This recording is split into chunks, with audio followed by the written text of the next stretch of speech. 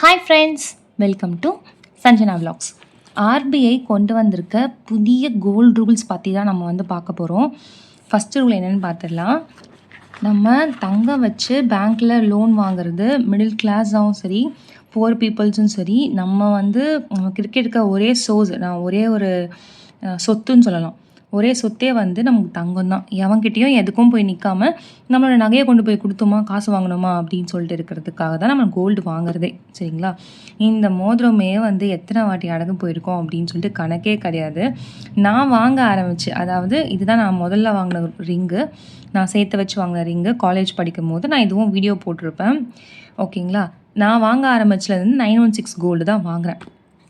ஆனால் எங்கள் அம்மா காலத்தில் அது வாங்கியிருப்பாங்களான்னா கண்டிப்பாக கிடையாது. அவங்களுக்கு ஒரு மார்வாடி கடைக்கு போவாங்க, ஒரு நகை என்ன வேணுமோ எடுப்பாங்க. அந்த நகைக்கு எதனா கடனை உடனே வாங்கி எப்படி கொடுப்பாங்கன்னா, எவ்வளோ வேஸ்டேஜ், என்ன சேதாரம் எதுவுமே வந்து விசாரிக்க மாட்டாங்க. 200 கம்மி பண்ணுங்கள், 500 கம்மி பண்ணுங்கள், அவ்வளோதான் அவங்களுக்கு வந்து தெரியும். மற்றபடி வேறு எதுவும் அவங்களுக்கு தெரியாது. சரிங்களா? ஏன்னா அவங்க அப்படி தான் வாங்கியிருப்பாங்க. அவங்க அப்போது 916 தான் வாங்கியிருப்பாங்களா அப்படின்னு கேட்டால் அது வந்து கொஷின் மார்க் தான். சரிங்களா? இப்போ என்னென்ன ரூல்ஸ் முதல்ல பார்த்துடலாம். அதுக்கப்புறம் நான் ஏன் சொல்கிறேன்னு தெரியும் உங்களுக்கு.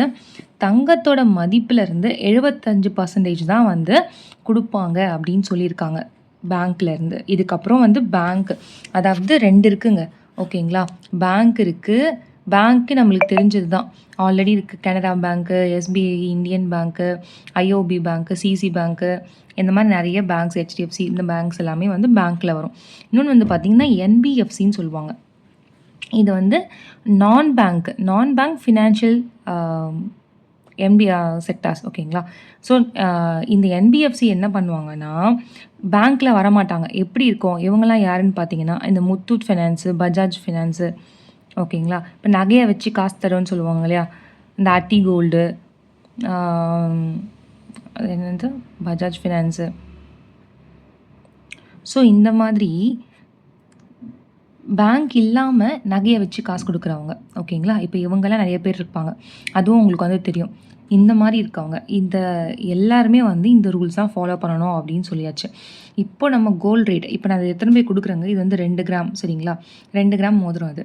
இப்போ இந்த 2 கிராம் இன்றைக்கி ரேட்டை வந்து பார்த்தீங்கன்னா ஒரு 18,000 வச்சுக்கோங்களேன். இன்றைக்கி ரேட்டுக்கு 18,000. அதில் 75% மட்டும்தான் கொடுக்கணும். இல்லை 20,000 வச்சுக்கோங்க. இன்றைக்கி மொத்த ரேட்டு இது 20,000 வச்சுக்கோங்க. இப்போ 20,000னா 75% மட்டும் தான் கொடுக்கணும் அப்படின்னா, அப்போது எனக்கு வந்து பார்த்திங்கன்னா ஒரு 15,000 தான் கொடுப்பாங்க. ஓகேங்களா? 20,000 பொருளுக்கு 15,000 தான் கொடுப்பாங்க எனக்கு. அந்த மாதிரி எல்லா இதுவுமே வந்து மாற்றிட்டாங்க. அதுவும் இது என்னவா இருக்கணும் அப்படின்னு சொல்லிட்டு நிறைய ரூல்ஸ் அண்ட் ரெகுலேஷன்ஸ் இருக்குது. இதுக்கு என்னென்ன இருக்கணும்னு இருக்குது, ஃபுல்லாக பாருங்கள். அடுத்து வந்து பார்த்திங்கன்னா, நகை வாங்கினதுக்கு ரசீது. இப்போ நான் இதை வந்து வாங்கி ஒரு 15 வருஷம் ஆகுதுங்க. சரிங்களா? இது வாங்கினதுக்கு பில்லுக்கு நான் எங்கெங்க போவேன்?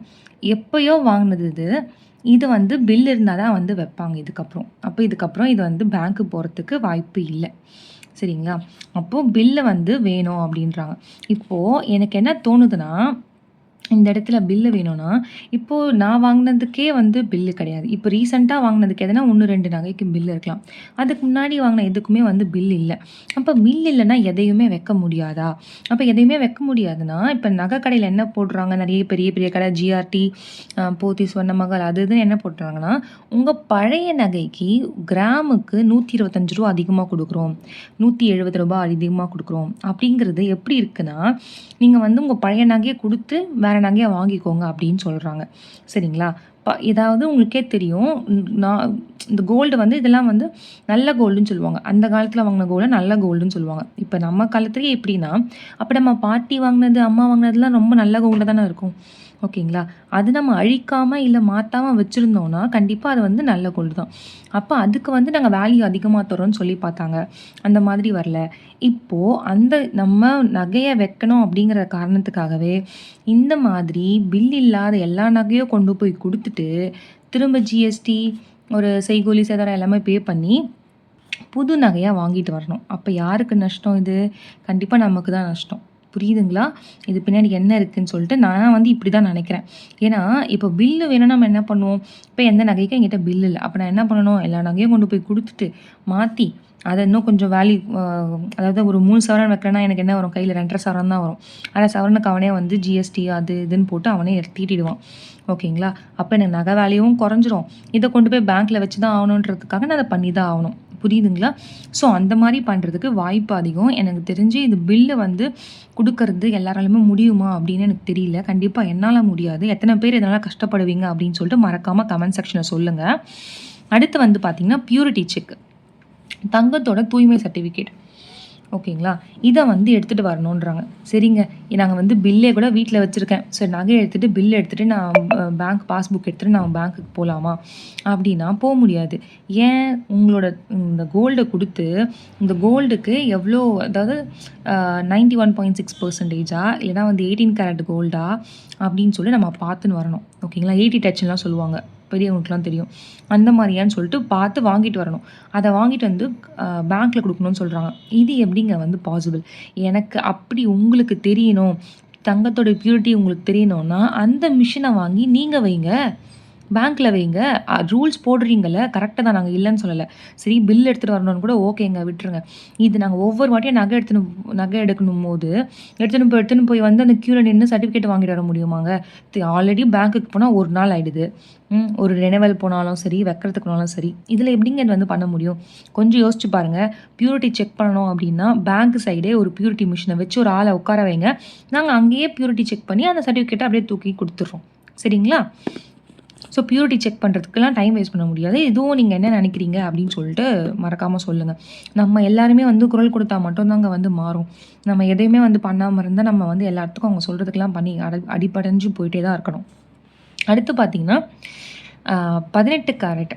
இந்த 18 கேரட் தங்கத்தோட இது வந்து வேணான்னு சொல்லிட்டாங்களே. அது எப்படி பண்ணுவாங்கன்னா, அந்த அன்னைக்கு 18 கேரட் கோல்டை வந்து 22 கேரட்டா, அதாவது 916 மாற்றி அதுக்கு 75% எவ்வளோ வருதோ அவ்வளோ தான் கொடுப்பாங்க அப்படின்னு சொல்லியிருக்காங்க. சரிங்களா?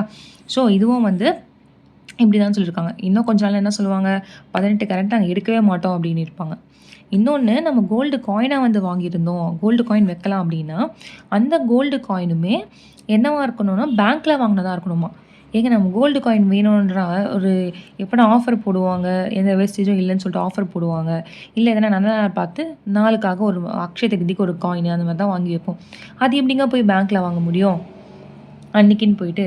ஸோ அந்த மாதிரி பேங்க்கில் வாங்கணும், அப்போ தான் வந்து நாங்கள் வைப்போம் அப்படின்னு இருக்காங்க. இது எந்த அளவுக்கு வந்து சாத்தியம் அப்படிங்கிறதும் தெரியல.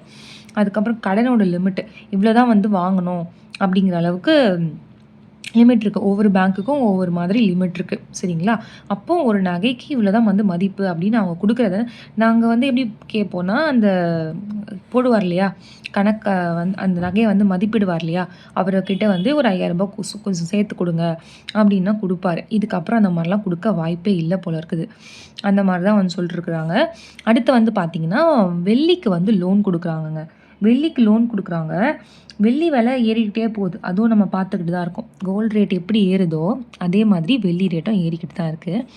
ஆனால் இப்போ இவங்க சொல்கிறதுலாம் பார்த்தீங்கன்னா, தங்கத்து மேலே முதலீடு பண்ணாமல் இதுக்கப்புறம் வெள்ளி மேலே முதலீடு பண்ணுங்க அப்படிங்கிற மாதிரி இருக்குது. ஏன்னா வெள்ளிக்கும் லோன் கொடுக்குறோம் அப்படின்னும் போது நான் அப்படி தான் பார்க்குறேன். நான் ஒரு கொலுசு ஒன்று வாங்கணும். அந்த கொலுசு வந்து 8000 கொடுத்து வாங்கணும்.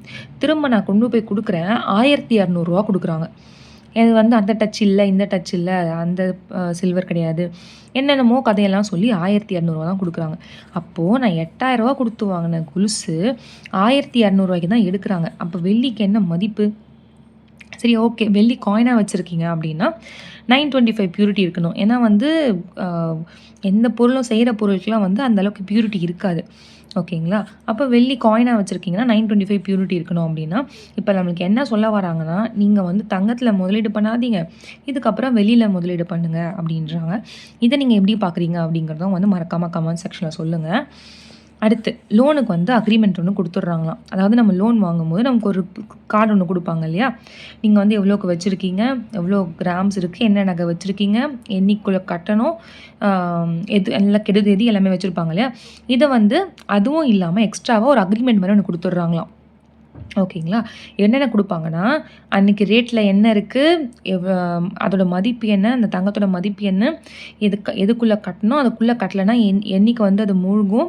ஏலத்துக்கு போகறதுக்கு வாய்ப்பு இருக்கா? அந்த ஏலத்துக்கு போனா, அத நம்ம திரும்ப மீட்டு எடுக்கலாமா? இது எல்லாமே வந்து அதிலேயே வந்து லோன் அக்ரீமெண்ட்லேயே குடுத்துடுறாங்களாம். சரிங்களா? அடுத்து வங்கி வந்து நகைய கொடுக்கலன்னா, அதாவது நம்ம பணத்த வந்து 1 வருஷம் ஆயிடுச்சு. 1 வருஷத்துக்குள்ள நம்மளும் வந்து பணத்த குடுத்துட்டோம். அந்த நகைய நம்மளுக்கு குடுக்கணும். சரிங்களா? அப்படி குடுக்கலன்னா, 1 வாரத்துக்குள்ள குடுக்கலன்னா, 1 வாரம் டைம் குடுத்துருக்காங்க. அப்படி 1 வாரத்துக்குள்ள குடுத்துருக்கலன்னா, ஒவ்வொரு நாளைக்கும் ரூ. 5000 வந்து கஸ்டமருக்கு வந்து அதாவது நம்ம தானே வந்து வாடிக்கையாளர் நமக்கு வந்து ரூ. 5000 வந்து பேங்க் வந்து கொடுக்கணும். இதான் வந்து பெனால்டி அப்படின்னு சொல்லிட்டு போட்டுருக்காங்க. ஓகேங்களா? இத வந்து சொல்லியிருக்காங்க. ஸோ, இதெல்லாம் வந்து புதுசா கொண்டு வந்திருக்க ஆர்பிஐயோட ரூல்ஸு. நான் இத வந்து நிஜமா எனக்கெல்லாம் இது ஒத்தே வராதுங்க. எனக்கே ஒத்து வரலன்னும்போது எத்தன பேர் இருப்பாங்க என்ன மாதிரி? எப்படிங்க ஒத்து வரும்? எங்க பாட்டி நகை இருக்கு. எங்க பாட்டியோட பாட்டி நகை இருக்கு. அதெல்லாம் வந்து நாங்க அப்படியே பத்திரமா வச்சிருக்கோம். நாங்க அது யூஸ் பண்றோம், பண்ணல. அது ஒரு இடத்துல 2 இடத்துல விட்டு போயிருக்கும். ஆனா வந்து அவங்க ஞாபகார்த்தமா எங்க அம்மா வச்சிருக்காங்க. சரிங்களா? அந்த ஒரு செயின் தான் அது. ரெட்டப்படா செயினுன்னு சொல்லுவாங்க. அத ஞாபகார்த்தமா வச்சிருக்காங்க. யூஸ் பண்ணலனா கூட. அப்புறமா பத்த வச்சுக்கலாம். இப்ப பத்த வைக்க முடியாது அப்படின்னு சொல்லிட்டு பத்திரமா வச்சிருக்காங்க. அப்படி இருக்கிறச்ச, எப்படிங்க வந்து நாங்க அதெல்லாம் வந்து குடுக்க முடியாது. இப்ப அதெல்லாம் ஒரு அர்ஜென்ட்டுக்கு பேங்க்ல வைக்கிறோம் அப்படின்னா, அது நாங்க வந்து வைப்போம். இப்ப அந்த மாரிலாம் கூட வைக்க முடியாதுல்ல. அப்போ எதுக்கு இந்த இதெல்லாம் வந்து எங்களுக்கு எப்படி வந்து யூஸ் ஆகும் அப்படிங்கிறது தெரியல. இதெல்லாம் வந்து கோல்டு கடை வச்சிருக்கவனுக்கு தான் லாபம் போல இருக்கு. இவங்க சொல்றத பார்த்தா. சரிங்களா? நீங்க என்ன நினைக்கிறீங்க? அப்படிங்கிறது மறக்காம கமெண்ட் செக்ஷன் சொல்லுங்க. எனக்கு ரொம்ப வந்து ஆதங்கமா இருக்கு. இந்த ரூல்ஸ் எல்லாம் கேட்டதுலேருந்து, இதுக்கப்புறம் வந்து பேங்க்குக்கே முடியாது போல இருக்கே! அப்படின்னு இருக்கு. இதுக்கப்புறம் நேரா வந்து என்கிட்ட இருக்க நகைய வித்துட்டு தான் வந்து எனக்கு என்ன தேவையோ அத வந்து நான் பூர்த்தி பண்ணிக்கணும்.